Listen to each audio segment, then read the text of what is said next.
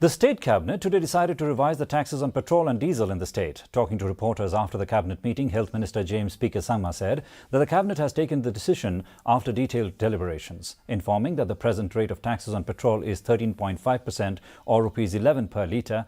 Sangma said that the taxes has been revised to 13.5% or rupees 12.5 per litre, whichever is higher, while the present rate of diesel is 5% or rupees 4 per litre. Health Minister said that it has been revised to 5% or rupees 5.5 per litre, whichever is higher.